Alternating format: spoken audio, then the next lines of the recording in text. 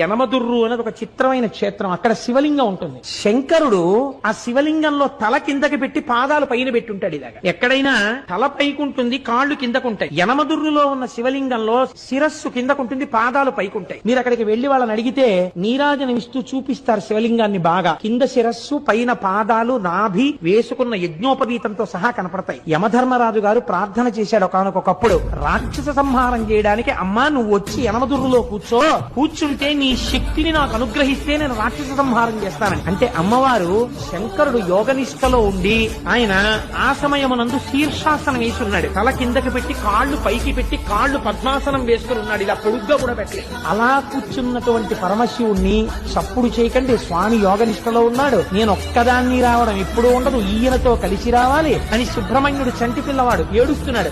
ఏడుస్తున్న సుబ్రహ్మణ్యుణ్ణి ఒళ్ళో పడుకోబెట్టుకుని స్తన్యమిస్తూ